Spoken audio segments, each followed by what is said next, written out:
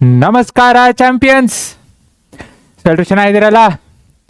ನೀವು ಈ ವಿಡಿಯೋ ಬಂದಿದ್ದೀರಾ ಅಂದರೆ ಏನು ಕೇಳಿ ಬಂದಿರ್ತೀರಾ? ಸೈನ್ಸ್ ಹೆಂಗೆ ಓದಬೇಕು ಅಂತ ತಾನೇ ಬಂದಿರ್ತೀರಾ. ಸೊ ಹೇಳೋಣ, ಬಿಕಾಸ್ ಎಲ್ಲದಕ್ಕೂ ಒಂದೇ ಅಪ್ರೋಚ್ ಬೇಕಾಗಲ್ಲ. ಸೊ ಫಸ್ಟ್ ಆಫ್ ಆಲ್ ನೀವು ಹೇಳಿ, ನೀವು ಕಮೆಂಟ್ ಮಾಡಿ, ಫಿಸಿಕ್ಸು, ಕೆಮಿಸ್ಟ್ರಿ, ಬಯಾಲಜಿಲಿ ನಿಮಗೆ ಯಾವ್ದು ಕಷ್ಟ? ಬಿಕಾಸ್ ಫಿಸಿಕ್ಸ್ ಅಂದಾಗ ಈ ನ್ಯೂಮೆರಿಕಲ್ಸ್ ಆಗಿರ್ಬೋದು, ಅಥವಾ ಆ ಡಯಾಗ್ರಾಮ್ ಬರೆಯೋದಾಗಿರ್ಬೋದು, ಆರ್ ಕೆಮಿಸ್ಟ್ರಿ ಆಯಿತು ಅಂದರೆ ನಿಮಗೆ ಫಾರ್ಮುಲಾಸ್ ನೆನ್ಪಿಟ್ಕೊಳೋದು ಆರ್ ರಿಯಾಕ್ಷನ್ಸ್ ನೆನ್ಪಿಟ್ಕೊಳೋದು. ಬಯಾಲಜಿ ಆಯಿತು ಅಂದರೆ ಅಗೇನ್ ಡಯಾಗ್ರಾಮು ಅಥವಾ ಕೀವರ್ಡ್ಸ್, ಎಸ್ಪೆಷಲಿ ಕೀವರ್ಡ್ಸ್ ಬರುತ್ತೆ. ಸೊ ಕೀವರ್ಡ್ಸ್ ಹೆಂಗೆ ನೆನ್ಪಿಟ್ಕೋಬೇಕು ಅಷ್ಟೊಂದಿದೆ. ಸೊ ಯಾವುದು? So which is that you are facing difficulty? ಅದನ್ನು ಫಸ್ಟ್ ಹೇಳಿ, ಕಮೆಂಟ್ ಮಾಡಿ, ಎಲ್ಲ ಡೀಟೇಲಾಗಿ ನೋಡೋಣ ಹೆಂಗೆ ಯಾವ್ಯಾವ್ದು ಹೆಂಗೆ ಅಪ್ರೋಚ್ ಮಾಡಬೇಕು ಅಂತ. ಓಕೆನಾ? ಸ್ಟಾರ್ಟ್ ಮಾಡೋಣ. 95+ ಹೇಳ್ತೀನಿ ನಾನು, 95+ ಸೈನ್ಸಲ್ಲಿ ಸ್ಕೋರ್ ಮಾಡೋದು ಕಷ್ಟ ಅಲ್ಲವೇ ಅಲ್ಲ. It is very easy. So ಈಗಾಗಲೇ ಡಿಸ್ಕ್ರಿಪ್ಷನಲ್ಲಿ ಚಾಪ್ಟರ್ ವೈಸು ಇಂಪಾರ್ಟೆಂಟ್ ಕ್ವಶನ್ಸ್ ಆಯಿತು, ಅಥವಾ ಯಾವ ಕ್ವಶನ್ಸ್ ತುಂಬ ರಿಪೀಟ್ ಆಗುತ್ತೆ, ಯಾವ ಥರ ನೀವು ಮಿಸ್ ಮಾಡಲೇಬಾರ್ದು ಕ್ವಶನ್ಸು, ಅದನ್ನೆಲ್ಲ ಸಾಲ್ವ್ ಮಾಡಿದ್ದೀವಿ. ಚೆಕ್ ಮಾಡಿ. ಆ್ಯಂಡ್ ಒನ್ ಶಾರ್ಟ್ ವೀಡಿಯೋಸ್ ಇದೆ, ಪ್ರೀವಿಯಸ್ ಇಯರ್ ಕ್ವಶನ್ಸ್ ಇದೆ. ಸೊ ಎಲ್ಲ ಚೆಕ್ ಮಾಡಿ ಡಿಸ್ಕ್ರಿಪ್ಷನಲ್ಲಿ, ಮಿಸ್ ಮಾಡಬೇಡ್ರಿ. ಆ್ಯಂಡ್ ಇಷ್ಟ ಆಗಿತ್ತು ಅಂದರೆ ದಯವಿಟ್ಟು ಲೈಕ್ ಮಾಡೋದು, ಶೇರ್ ಮಾಡೋದು, ನಿಮ್ಮ ಫ್ರೆಂಡ್ಸ್ಗೆ ಯಾರಿಗಾದರೂ ಇಲ್ಲಿ ನೋಡಿಲ್ಲಿ ಸೈನ್ಸ್ ನೀ ಕಷ್ಟ ಅಂತಿದ್ದಲ್ಲ, ನೋಡಿಲ್ಲಿ ವಿಡಿಯೋ ಇದೆ ಚೆಕ್ ಮಾಡು ಅಂತ ಏನಾದರೂ ಇತ್ತು ಅಂದರೆ ಶೇರು ಮಾಡಿರಿ, ಅವ್ರಿಗೆ ಹೆಲ್ಪ್ ಆಗ್ಬೋದು. ಓಕೆ? ಸೊ ಯಾಕೆ ಹುಡುಗರು ಯಾಕೆ ಮಾರ್ಕ್ಸ್ ಕಳ್ಕೊತಾರೆ ಹೇಳ್ರಿ? ಸೊ ಸುಮ್ಮನೆ ಓದೋದು, ಅರ್ಥ ಆಗದಿರೋ ಸುಮ್ಮನೆ ಮೆಮೊರೈಸ್ ಮಾಡ್ಕೊಂಡು ಹೋಗೋದು ಆಗಲ್ಲ, ಕಷ್ಟ. ಇಟ್ಸ್ ನಾಟ್ ಈಸಿ, ಆ್ಯಂಡ್ ಅದು ಇಟ್ಸ್ ನಾಟ್ ವರ್ತ್. ನೀವು ಮುಂದೆ ಸೈನ್ಸೇ ಮಾಡಬೇಕು ಅಂತ ಇದ್ದರೆ ಸುಮ್ಮನೆ ಬಹ್ಯಾಟ್ ಮಾಡೋದು it's not helping you anything. By heart ಮಾಡಬೇಕು, ಕೆಲವೊಂದಂತೂ ನೀವು ಬಹ್ಯಾಟ್ ಮಾಡಲೇಬೇಕು. ಬಿಕಾಸ್ ನಾನು ಅದನ್ನು ಅರ್ಥ ಮಾಡ್ಕೋಬೇಕು, ಅರ್ಥ ಮಾಡ್ಕೊಂಡು ಆದಮೇಲೆ ಬಹ್ಯಾಟ್ ಮಾಡಬೇಕು. ಯಾವುದ್ಯಾವುದು ಅಂತೀರಾ? ಈಗ ಸೊ ಲಾಸು ನೀವು ಫಸ್ಟ್ ಅರ್ಥ ಮಾಡಿಕೊಂಡು ಆಮೇಲೆ ಬ್ಯಾಟ್ ಮಾಡ್ಕೋಬೇಕು. ಬಿಕಾಸ್ ಹೆಂಗಿದೆ ಹಾಗೆ ಬರೀಬೇಕಾಗತ್ತೆ. ಅದೇ ರೀತಿ ಕೆಮಿಕಲ್ ರಿಯಾಕ್ಷನ್ಸ್ ಆಯಿತು, ಫಸ್ಟು ಅರ್ಥ ಮಾಡ್ಕೊಳ್ಳಿ. ಸೊ ಆಮೇಲೆ ಅದು ಆ್ಯಕ್ಚುಲಿ ಅರ್ಥ ಮಾಡ್ಕೊಂಡ್ರಿ ಅಂದರೆ ಬ್ಯಾಟ್ ಮಾಡೋ ನೆಸೆಸಿಟಿನೂ ಇಲ್ಲ. ಆ್ಯಂಡ್ ಈಗ ಡಯಾಗ್ರಾಮ್ಸ್ ಕೆಲವೊಂದು ಎಕ್ಸ್ಪ್ಲೇನ್ ಮಾಡೋ ಅಂಥದ್ದು ಇರುತ್ತೆ, ಅದನ್ನೆಲ್ಲ ನೀವು ಬ್ಯಾಟ್ ಮಾಡಿದ್ರೆ you are putting load of stress. ನಿಮಗೆ ನೀವು ಸ್ಟ್ರೆಸ್ ಕೊಡ್ತಿದ್ದೀರಾ. ಆ್ಯಂಡ್ ನಿಮ್ಮ ಬ್ರೈನ್ ಇರೋದು ಚಿಕ್ಕದು, ಅದ್ರ ಮೇಲೆ ಯಾಕೆ ಅಷ್ಟು ಬೇಡದಾರದೆಲ್ಲ ತುಂಬ್ಸೋಕೆ ಹೋಗ್ತೀರಾ? ಎಷ್ಟು ಬೇಕು ಅಷ್ಟು ಆರಾಮಾಗಿ ಸ್ಕೋರ್ ಮಾಡೋಂಗೆ ನೋಡ್ಕೋಬೇಕು. ಓಕೆ? ರಿವಿಷನೇ ಇಲ್ಲ. ಇವತ್ತು ಓದ್ತೀನಿ, ರಿವಿಷನೇ ಮಾಡಲ್ಲ ಅಂದರೆ ಏನು ಬಂತು ಉಪಯೋಗ? ಇಲ್ವಲ್ಲ. ಸೊ ಮುಂದೆ ನೋಡೋಣ ಇನ್ನು ಡೀಟೇಲಾಗಿ ಹೆಂಗೆ ರಿವಿಷನ್ ಮಾಡಬೇಕು, ಏನೇನು ಎತ್ತ ಅಂತ. ಓಕೆ? ಪ್ರಾಕ್ಟೀಸ್ ಮಾಡೋದಿಲ್ಲ. ಸೊ ಡಯಾಗ್ರಾಮ್ಸ್ ಕಂಪ್ಲೀಟಾಗಿ ನೆಗ್ಲೆಕ್ಟ್ ಮಾಡೋದು, ಆರ್ ನಾಳೆ ಎಕ್ಸಾಮ್ ಅಂದರೆ ಇವತ್ತು ರಾತ್ರಿ ಕೂತ್ಕೊಂಡು ಓದೋದು. ಸೊ ಹಿಂಗಾಯ್ತು ಅಂದರೆ ಆಗಲ್ವಲ್ಲ, ಹೌದೋ ಇಲ್ಲೋ? ಸೊ ಹಾಗೆ ನಮ್ಮ ಸ್ಟೂಡೆಂಟ್ ಒಬ್ಬ ಈಗ ಫಸ್ಟ್ PUC ಇದ್ದಾನೆ. ಹಾಗೆ ಅವರು ಎಲ್ಲ ಮೆಸೇಜ್ ಹಾಕಿದ್ದ, ಸರ್ ನೀವು ಇಷ್ಟು ಬೇಗ ಮಲ್ಕೊತೀರಾ ಅಂತ. ಯಾವಾಗ? ರಾತ್ರಿ 2 ಗಂಟೆಯಲ್ಲಿ. ನಾನು ಮಲ್ಕೊಂಬಿಟ್ಟಿದ್ದೆ, ಆಮೇಲೆ ಬೆಳಗ್ಗೆ ಎದ್ದು ನೋಡಿದೆ. ಸೊ ರಾತ್ರಿ 2 ಗಂಟೆಲಿ ನನಗೆ ಶಾಕ್ ಆಯಿತು. ಏನಪ್ಪ ಇವನು ರಾತ್ರಿ 2 ಗಂಟೆಗೆ ಎದ್ದಿದ್ದ, ಇಷ್ಟು ಬೇಗೆಲ್ಲ ಮಲ್ಕೊತೀರಾ ಅಂತಿದ್ದಾನೆ. ನಾನೆಲ್ಲೋ ಫಸ್ಟ್ ಅಂದರೆ ಸ್ವಲ್ಪ ದಿವಸದ ಮುಂಚೆ ಹೇಳಿದ್ದೆ ಎಕ್ಸಾಮ್ಸ್ ಇದೆ, ಅಕೌಂಟೆನ್ಸಿ ಮಾಡ್ತಿದ್ದೆ, ಅಂದರೆ ಕಾಮರ್ಸ್ ಮಾಡ್ತೀನಿ, ಅಕೌಂಟೆನ್ಸಿ ಎಲ್ಲೋ ಅದು ಪ್ರಾಕ್ಟೀಸ್ ಮಾಡ್ತಿರ್ಬೇಕು ಅಂತ ಕೇಳಿದೆ. ಇಲ್ಲ, ಬೇರೆ ಏನೋ ಮಾಡ್ತಿದ್ದೆ, ಅದಕ್ಕೆ 2 ಗಂಟೆವರೆಗೂ ಎದ್ದಿದ್ದ. ಸೊ ಹಂಗಾಯ್ತು ಅಂದರೆ ಆಗಲ್ಲಲ್ಲ. ಸೊ ಅಂದರೆ ಈಗ ಯಾವುದೇ ಚಾಪ್ಟರ್ ಆಯಿತು, ನಾನು ಹಿಂದಿನ ದಿವಸ ಕೂತು ಓದ್ತೀನಿ, ನಾಳೆ ಎಕ್ಸಾಮು ಆರಾಮಾಗಿ ಹೋಗಿ ಬರಿಬೋದು, ಇಲ್ಲ ಅಂತಲ್ಲ. ಬಟ್ ಲಾಂಗ್ ಟರ್ಮ್ಗೆ that's not going to help you. So practice ಬೇಕು. ಓಕೆನಾ? ಸೊ ಸೈನ್ಸ್ಗೆ ಮೇನ್ ಇದು 5 ಬೇಕೇ ಬೇಕು. ಯಾವ್ದು ಒಂಥರ ಕಂಬುಗಳಂಗೆ. ಸೊ ಪಿಲ್ಲರ್ಸ್ ಗಟ್ಟಿ ಇತ್ತು ಅಂದರೆ ತಾನೇ ನಿಮಗೆ ಫೌಂಡೇಶನ್ ಬೇಸ್ ಗಟ್ಟಿ ಇತ್ತು ಅಂದ್ರೇ ನಿಮಗೆ ಮನೆ ಆಯಿತು, ಬಿಲ್ಡಿಂಗ್ ಆಯಿತು ಸ್ಟ್ರಾಂಗ್ ಆಗಿರುತ್ತೆ. ಸಾಕಷ್ಟು ವರ್ಷಗಳು ಏನೂ ಆಗದಿರೋ ಹಾಗೆ ಇರುತ್ತೆ. ಇಲ್ಲ ಅಂದರೆ ಸೊ ಕಾನ್ಸೆಪ್ಟ್ ಅರ್ಥ ಮಾಡ್ಕೋಬೇಕು, ಕೀವರ್ಡ್ಸ್ ಬೇಕು. ಹೇಳಿದ್ನಲ್ಲ, ಬಯಾಲಜಿಲಿ ಕೆಲವೊಂದು ಕೀವರ್ಡ್ಸ್ ಜಾಸ್ತಿ ಬಯಾಲಜಿಲಿರುತ್ತೆ, ಕೆಮಿಸ್ಟ್ರಿಲೂ ಇದೆ. ಸೊ ಬಯಾಲಜಿ ಹೈಯೆಸ್ಟು, ಕೆಮಿಸ್ಟ್ರಿ ಒಂದು ಮಿಡಲ್ಲು, ಫಿಸಿಕ್ಸಲ್ಲಿ ತುಂಬ ಕಮ್ಮಿ ಕೀವರ್ಡ್ಸು. ಓಕೆ? ನೀವು ಡಯಾಗ್ರಾಮ್ಸ್ ಅರ್ಥ ಮಾಡ್ಕೊಂಡ್ರಿ ಅಂದರೆ ಕಾನ್ಸೆಪ್ಟ್ ಅರ್ಥ ಆದಂಗೆ. ಆ್ಯಂಡ್ ನೀವು ಆ ಡಯಾಗ್ರಾಮ್ ಹೆಂಗೆ ಬರಿತೀರಾ ಅದ್ರ ಮೇಲೇ ಕಾನ್ಸೆಪ್ಟ್ ಎಕ್ಸ್ಪ್ಲೇನ್ ಮಾಡ್ಕೊಂಡು ಹೋಗ್ಬೋದು. ಸೊ ಆ ಥರ ಈಸಿಯಾಗಿ ನೋಡೋಣ. ಓಕೆ? ಸೊ ಫಾರ್ಮುಲಾಸ್ ಅಂತೂ ಬೇಕೇ ಬೇಕು. ಆ್ಯಂಡ್ ಒಂದು ಫಾರ್ಮುಲಾ ಗೊತ್ತಿತ್ತು ಅಂದರೆ ಅದರಿಂದನೇ ಬೇರೆ ಬೇರೆ ಫಾರ್ಮುಲಾ ಹೆಂಗೆ ತೊಗೋಬೋದು ದೋಸ್ ಆರ್ ಆಲ್ ಇಂಪಾರ್ಟೆಂಟ್, ಅದೆಲ್ಲ ಬೇಕಾಗತ್ತೆ. ಸೊ ರಿಯಲ್ ಲೈಫ್ ಎಕ್ಸಾಂಪಲ್ಸ್ ಹೆಂಗೆ ಲಿಂಕ್ ಮಾಡ್ಕೋಬೋದು, ಹೆಂಗೆ ಈಸಿ ಮಾಡ್ಕೋಬೋದು ಅಂತೆಲ್ಲ ನೋಡ್ಬೇಕು. ಓಕೆ, ಸೊ ಏನು ಅರ್ಥ ಮಾಡ್ಕೋಬೇಕು, ಫಸ್ಟ್ ಒಂದು ವೀಡಿಯೋ ನೋಡ್ಕೊಳ್ಳಿ, ಒಂದು ಶಾರ್ಟ್ ಇರುತ್ತೆ, ಆ ಒಂದು ಶಾರ್ಟ್ ವೀಡಿಯೋ ನೋಡಿ ಫುಲ್ ಕಾನ್ಸೆಪ್ಟ್ ಅರ್ಥ ಮಾಡ್ಕೊಳ್ಳಿ. ಅದಾದಮೇಲೆ ಟೆಕ್ಸ್ಟ್ ಬುಕ್ ಓದಬೇಕು. If you are not having the habit of reading text book, first ಅದನ್ನು ಮಾಡ್ಕೊಳ್ಳಿ. ನೆಕ್ಸ್ಟ್ ಅದಾದಮೇಲೆ ಸುಮ್ಮನೆ ಬ್ಯಾಟ್ ಮಾಡೋಕ್ಕೆ ಹೋಗಬೇಡಿ. ಓಕೆ, ಸೊ ವಿಡಿಯೋ ನೋಡಿ, ಟೆಕ್ಸ್ಟ್ ಬುಕ್ ಓದ್ರಿ ಆ್ಯಂಡ್ ಸುಮ್ಮನೆ ಬ್ಯಾಟ್ ಮಾಡೋಕ್ಕೆ ಹೋಗ್ಬೇಡ್ರಿ. ಸೊ ನೆಕ್ಸ್ಟ್ ಏನು ಮಾಡಬೇಕು, smart study is important. So smart study ಅಂದಾಗ ಏನು, ಸೊ ಫಸ್ಟು ಟೆಕ್ಸ್ಟ್ ಬುಕ್ನ ಫುಲ್ ಓದಬೇಕು. ಅದಾದಮೇಲೆ ಕ್ಲೀನಾಗಿ ಇನ್ನೊಂದು ಸಲ ಲೈನ್ ಬೈ ಲೈನ್, ಓಕೆ ಇಲ್ಲೇನಿದೆ, ಯಾಕಂದರೆ ನೀವು ಫಸ್ಟ್ ಒಂದು ಸಲ ಟೆಕ್ಸ್ಟ್ ಬುಕ್ ಓದಿದಾಗ ಎಲ್ಲಿ ಏನಿದೆ, ಓಕೆ ಏನೇನು ಕಾನ್ಸೆಪ್ಟ್ಸ್ ಇದೆ ಅಂತ ಅರ್ಥ ಆಗುತ್ತೆ. ನೀವು ಫಸ್ಟೇ ಕ್ಲಾಸ್ ಕೇಳಿರ್ತೀರ, ವಿಡಿಯೋನೂ ನೋಡಿರ್ತೀರ, ಸೊ ಗೊತ್ತಿರತ್ತೆ. ಬಟ್ ಟೆಕ್ಸ್ಟ್ ಬುಕ್ ಓದಾಗ ಓಕೆ ಇಲ್ಲಿದೆ ಅಂತ ಅರ್ಥ ಆಗುತ್ತೆ. ಸೊ ನೆಕ್ಸ್ಟ್ ಅದಾದಮೇಲೆ ಇನ್ನೊಂದ್ಸಲಿ ಲೈನ್ ಬೈ ಲೈನ್ ಓದಿದಾಗ ಓಕೆ ನಾನು ಇದೆಲ್ಲೋ ಓದಿದ್ದೀನಿ, ಓಕೆ ಇಲ್ಲಿ ಓದಿದ್ದೀನಿ, ಇದು ಲಿಂಕ್ ಮಾಡ್ಕೋಬೋದು, ಓಕೆ ಇಲ್ಲಿಗೆ ಎಸ್ಪೆಷಲಿ ಬಯಾಲಜಿ. ಸೊ ಫಿಸಿಕ್ಸು ಹಾಗೆ ಹೆಲ್ಪ್ ಆಗುತ್ತೆ. ಸೊ ನೆಕ್ಸ್ಟು ಇದೆಲ್ಲ ಬೇಕು. ನಾನು ಆ್ಯಂಡ್ ಅಗೇನ್ ಚಾಪ್ಟರ್ ವೈಸ್ ಹೋಗಬೇಕಾದ್ರೆ ಇನ್ ಡೀಟೇಲಾಗಿ ಅದನ್ನು ನೋಡೋಣ. ನೆಕ್ಸ್ಟು ಇಲ್ಲಿಂದ ಏನು ಕ್ವಶನ್ಸ್ ಬರ್ಬೋದು ಅದಕ್ಕೆ ಹೇಳಿದ್ದು. ಒಂದ್ಸಲಿ ನಿಮ್ಗೆ ಫುಲ್ಲು ಟೆಕ್ಸ್ಟ್ ಬುಕ್ ಅಟ್ಲೀಸ್ಟ್ ಒಂದು ಬೇಸಿಕ್ ತಲೆಯಲ್ಲಿತ್ತು ಅಂದರೆ ಓಕೆ ಇಲ್ಲಿಂದ ಏನು ಬರುತ್ತೆ, ಇಲ್ಲಿಂದ ಇಲ್ಲಿ ಬರುತ್ತೆ, ಓಕೆ ಇಲ್ಲಿ ಅಂತ ಲಿಂಕ್ ಮಾಡೋದಕ್ಕೆ ಹೆಲ್ಪ್ ಆಗುತ್ತೆ. ಸೊ ಇಂಪಾರ್ಟೆಂಟ್ ಪಾಯಿಂಟ್ಸ್ ಏನಾದರೂ ಇದ್ದರೆ ಅಂಡರ್ಲೈನ್ ಮಾಡ್ಕೋಬೇಕು. ಫಸ್ಟ್ ಟೈಮ್ ಓದಬೇಕಾದ್ರೆ ಇಂಪಾರ್ಟೆಂಟ್ ಪಾಯಿಂಟ್ಸ್ ಅಂಡರ್ಲೈನ್ ಮಾಡೋಕ್ಕೆ ಹೋಗಬೇಡಿ. ಬಿಕಾಸ್ ಫಸ್ಟ್ ಟೈಮ್ ಓದಬೇಕಾದ್ರೆ ನಿಮಗೆಲ್ಲ ಇಂಪಾರ್ಟೆಂಟ್ ಅನಿಸುತ್ತೆ, ಚೆಕ್ ಮಾಡಿ. ಸೊ ಫಸ್ಟ್ ಟೈಮ್ ಓದಬೇಕಾದ್ರೆ ಎಲ್ಲ ಇಂಪಾರ್ಟೆಂಟ್ ಅನಿಸುತ್ತೆ, ಫಸ್ಟ್ ಟೈಮ್ ಓದಬೇಕಾದ್ರೆ ಅಂಡರ್ಲೈನ್ ಮಾಡೋಕ್ಕೆ ಹೋಗಬೇಡಿ. ಸೆಕೆಂಡ್ ಟೈಮು, ಥರ್ಡ್ ಟೈಮ್ ಓದಬೇಕಾದ್ರೆ ಅಷ್ಟೇ ಅಂಡರ್ಲೈನ್ ಮಾಡಿ. ನನ್ನನ್ನು ಕೇಳಿದ್ರೆ ಥರ್ಡ್ ಟೈಮ್ ಟೆಕ್ಸ್ಟ್ ಬುಕ್ ಓದಬೇಕಾದ್ರೆ ಅಂಡರ್ಲೈನ್ ಮಾಡ್ಕೊಳ್ಳಿ. ಬಿಕಾಸ್ ಅದು ಓಕೆ ನನಗೆ ಇದು ನೆನಪಾಗ್ತಿಲ್ಲ, ಇದು ಮರಿತಿದ್ದೀನಿ, ಅಥವಾ ಇದನ್ನು ನಾನು ಇಂಪಾರ್ಟೆಂಟು ಅಂತ ಥರ್ಡ್ ಟೈಮ್ ಓದಬೇಕಾದ್ರೆ ಅರ್ಥ ಆಗುತ್ತೆ. ನಾಟ್ ಈವನ್ ಫಸ್ಟ್ ಟೈಮ್ ಅಂತೂ ಯಾವುದೇ ಕಾರಣಕ್ಕೂ ಮಾಡೋಕ್ಕೆ ಹೋಗ್ಬೇಡ್ರಿ. ಓಕೆ, ಸೊ ನೆಕ್ಸ್ಟು ಓದಾದಮೇಲೆ ರಿಕಾಲ್ ಮಾಡ್ಕೊಳ್ದೇ ಇದ್ರೆ ಏನು ಉಪಯೋಗ ಇಲ್ಲ. ಸೊ ಒಂದು ಸಲ ಓದಿದ್ಮೇಲೆ ಅಥವಾ ಎರಡನೇ ಸಲ ಓದಿದ್ಮೇಲೆ ಟೆಕ್ಸ್ಟ್ ಬುಕ್ ಕ್ಲೋಸ್ ಮಾಡಿ ಓಕೆ ಇಲ್ಲೇನಿದೆ. ಫಸ್ಟ್ ಟೈಮ್ ಓದಿದ್ಮೇಲೆ ಓಕೆ ಇಲ್ಲಿದೆ, ಅಟ್ಲೀಸ್ಟ್ ಒಂದು ಸ್ವಲ್ಪ ಆದರೂ ತಲೆಗೆ ಬರಬೇಕು. ಸೊ ಸೆಕೆಂಡ್ ಟೈಮ್ ಓದಿದ್ಮೇಲೆ ಟೆಕ್ಸ್ಟ್ ಬುಕ್ ಕ್ಲೋಸ್ ಮಾಡಿ ಓಕೆ ಇನ್ನೂ ಡೀಟೇಲಾಗಿ ಬರಬೇಕು. ಫುಲ್ ಟೆಕ್ಸ್ಟ್ ಬುಕ್ ಅಂದರೆ ಫುಲ್ ಚಾಪ್ಟರ್ ಅಲ್ಲದೆ ಇದ್ರೂ ಅಟ್ಲೀಸ್ಟ್ ಓಕೆ ಒಂದು ಕಾನ್ಸೆಪ್ಟ್ ಓದ್ತೀರ. ಈಗ ಫಾರ್ ಎಕ್ಸಾಂಪಲ್ ಬಯಾಲಜಿ ಲೈಫ್ ಪ್ರೋಸೆಸ್ಸಲ್ಲಿ ಫುಲ್ಲು ಲೈಫ್ ಪ್ರೋಸೆಸ್ ಓದಿ ನಾನು ಫುಲ್ ಎಲ್ಲ ನನ್ನ ತಲೆಯಲ್ಲಿ ಬರಬೇಕು ಫಸ್ಟ್ ಟೈಮೇ ಸೆಕೆಂಡ್ ಟೈಮ್ ಅಂದರೆ ಆಗಲ್ಲ. Practical, let's be practical. ನಾವು we are humans, we are not machines, we are not AI. So first time okay ಈಗ ನ್ಯೂಟ್ರಿಷನ್ ಓದ್ತೀರಾ ಅಥವಾ ಓಕೆ ನ್ಯೂಟ್ರಿಷನ್ನೇ ಓದ್ತೀರಾ. ಸೊ ನ್ಯೂಟ್ರಿಷನ್ ಓದಾದ್ಮೇಲೆ ಕ್ಲೋಸ್ ಮಾಡಿರಿ ಓಕೆ ಇಲ್ಲೇನಿದೆ. ನೆಕ್ಸ್ಟು ರೆಸ್ಪಿರೇಷನ್ ಓದ್ತೀರಾ ಅಥವಾ ಟ್ರಾನ್ಸ್ಪೋರ್ಟೇಷನ್ ಓದ್ತೀರಾ. ಸೊ ಪ್ರತಿಯೊಂದು ಕಾನ್ಸೆಪ್ಟ್ ಓದಬೇಕಾದ್ರೂ ಓದೋದಾದ್ಮೇಲೆ ಕ್ಲೋಸ್ ಮಾಡಿರಿ, ಯೋಚನೆ ಮಾಡಿ. ಸೊ ನ್ಯೂಟ್ರಿಷನ್ ಫುಲ್ಲು ಆಗಿಲ್ಲ ಸರ್, ಓಕೆ ತೊಂದರೆ ಇಲ್ಲ. ಫಸ್ಟ್ ಪ್ಲ್ಯಾಂಟ್ಸು ಓದ್ತೀರಾ, ಪ್ಲ್ಯಾಂಟ್ಸ್ ಓದ್ರಿ, ಓಕೆ ಏನೇನಿದೆ ರಿಕಾಲ್ ಮಾಡ್ಕೊಳ್ಳಿ. ನೆಕ್ಸ್ಟ್ ಆಮೇಲೆ ಅನಿಮಲ್ಸ್ ತೋತೀರಾ, ಓಕೆ ಏನೇನಿದೆ ರಿಕಾಲ್ ಮಾಡ್ಕೊಳ್ಳಿ. ಸೊ ಹಂಗೆ ಪ್ಲ್ಯಾಂಟ್ಸು ಅನಿಮಲ್ಸ್ ಎಲ್ಲ ನಿಮಗೆ ಟ್ರಾನ್ಸ್ಪೋರ್ಟೇಷನಲ್ಲಿ ಪ್ಲ್ಯಾಂಟ್ಸ್ ಅನಿಮಲ್ಸ್, ಎಕ್ಸ್ಟ್ರೇಷನು ಪ್ಲ್ಯಾಂಟ್ಸ್ ಅನಿಮಲ್ಸ್ ಎಲ್ಲದೂ ಎರಡೆರಡು ಇದೆ ತಾನೆ. ಸೊ ಒಂದೊಂದೇ ಹಂಗೆ ಮಾಡ್ಕೊಂಡು ಹೋಗಿ ನೆಕ್ಸ್ಟು ನಿಮಗೆ ಎಕ್ಸ್ಪ್ಲೇನ್ ಮಾಡ್ಕೊಳ್ಳಿ. ನಿಮ್ಗೆ ಅದಾಯ್ತು ಓಕೆ ಇಲ್ಲಿ ಓಕೆ ಇದು ಹಿಂಗೆ ಆಗ್ತಿದೆ. ಸೊ ನಿಮಗೆ ನಿಮ್ಮ ಫ್ರೆಂಡ್ಸಿಗೆ ಅಷ್ಟು ಟೈಮ್ ಇರೋಲ್ಲ ಆ್ಯಂಡ್ ಅಷ್ಟು ಸ್ಕೂಲ್ ಆದಮೇಲೆಲ್ಲ ಹೋಗಿ ಬರೋದ್ರಿಂದ ಟೈಮ್ ಇಲ್ಲದೆ ಇದ್ದರೆ you can explain it to yourself. ಇಲ್ಲ ನಾವು ಹಾಸ್ಟೆಲಲ್ಲಿ ನಾವೇನು ಮಾಡ್ತಿದ್ವಿ ಅಂದರೆ, ಸೊ ನಾನೊಂದು ಓದ್ತಿದ್ದೆ, ನನ್ನ ಫ್ರೆಂಡ್ ಒಂದು ಓದ್ತಿದ್ದ, ಅವ್ನು ನನಗೆ ಹೇಳ್ತಿದ್ದ, ನಾನು ಅವನಿಗೆ ಹೇಳ್ತಿದ್ದೆ. ಸೊ ಇಬ್ರಿಗೂ ಹೇಳಿ ಸೊ ಆ ಕಾನ್ಸೆಪ್ಟ್ಸ್ ಇನ್ನೂ ಚೆನ್ನಾಗಿ ತಲೆಯಲ್ಲಿ ಕೂತ್ಕೊಳುತ್ತೆ.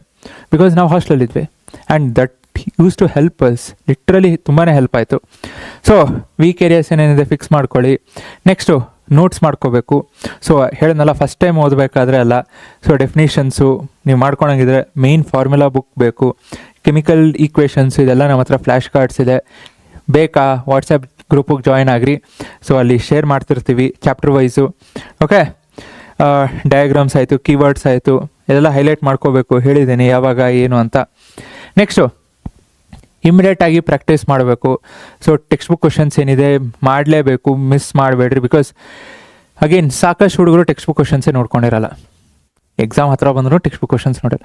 ಟೆಕ್ಸ್ಟ್ ಬುಕ್ ಕ್ವಶನ್ಸಾ ಇದು ಬೇಕಾ ಅಂತ ಯೋಚನೆ ಮಾಡ್ತಾರೆ. ಬೇಕೇ ಬೇಕು. ಸೊ ಟೆಕ್ಸ್ಟ್ ಬುಕ್ ಕ್ವಶನ್ಸ್ ಬೇಕು, ಪ್ರೀವಿಯಸ್ ಇಯರ್ ಕ್ವಶನ್ಸ್ ಬೇಕು, ಕಾಂಪಿಟೆನ್ಸಿ ಅಂದರೆ ಹೈಯರ್ ಆರ್ಡರ್ ಕ್ವಶನ್ಸು, ಅಂದರೆ ಅಪ್ಲಿಕೇಶನ್ ಬೇಸ್ಡ್ ಕ್ವಶನ್ಸು, ಅದನ್ನೆಲ್ಲ ನಾವು ಸಾಲ್ವ್ ಮಾಡಿರ್ತೀವಿ, ಚೆಕ್ ಮಾಡಿರಿ. ಓಕೆ, ಆ್ಯಂಡ್ ಇದ್ರ ಜೊತೆಗೆ LBA ಈಗ ನಿಮ್ಗೆ LBA ಅಂತ ಕೊಟ್ಟಿದ್ದಾರೆ, so which is helping you. So LBA ಮಾಡಲೇಬೇಕು. ಓಕೆ, ಸೊ LBAಲೂ ಸಾಕಷ್ಟು ಕ್ವಶನ್ಸ್ ಇದೆ ಚಾಪ್ಟರ್ ವೈಸು, ಸೊ ಮಿಸ್ ಮಾಡಬೇಡ್ರಿ. ಓಕೆ, ರಿವಿಷನ್ ಅಂತ ಬಂದಾಗ ಸೊ ಎಷ್ಟು ಜನಕ್ಕೆ ಸರ್ ನಾನು ಓದಿದ್ದು 1 ತಿಂಗಳಾದರೂ ನೆನಪಿರುತ್ತೆ, I have very good memory ಅಂತ ಯಾರಾದರೂ ಇದ್ದರೆ ಹೇಳಿ, ಕಮೆಂಟ್ ಮಾಡಿ. ಅಥವಾ let me also know, okay sir ನನಗೆ ಓದಿದ್ದು ಒಂದು ಸ್ವಲ್ಪ ನೆನ್ಪಿಡ್ಕೊಳಕ್ಕೆ ಕಷ್ಟ ಆಗ್ತದೆ ಅಂತ ಏನಾದರೂ ಕಮೆಂಟ್ ಮಾಡಿ ಹೇಳೋಕ್ಕಾಗದೇ ಇದ್ರೂ ಸೊ ಯು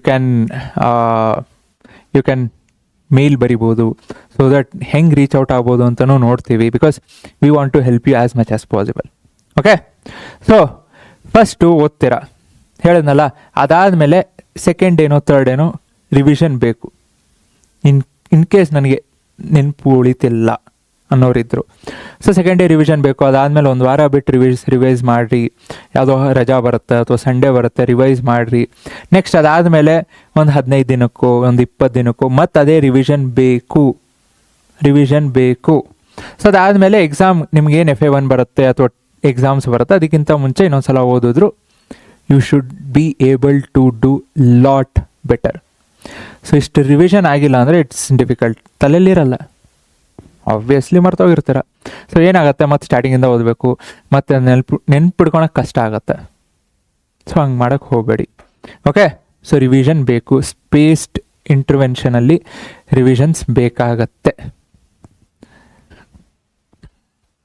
ಓಕೆ, ಸೊ ಈಗ ಇಂಡಿವಿಜುವಲಾಗಿ ನೋಡೋಣ, ಫಿಸಿಕ್ಸ್ ಹೆಂಗೆ ಓದಬೇಕು, ಕೆಮಿಸ್ಟ್ರಿ ಹೆಂಗೆ, ಬಯಾಲಜಿ ಹೆಂಗೆ. ಸೊ ಕಮೆಂಟ್ ಮಾಡಿ which is the things that you are finding difficult, ಫಿಸಿಕ್ಸೋ ಕೆಮಿಸ್ಟ್ರಿನೋ ಬಯಾಲಜಿನೋ.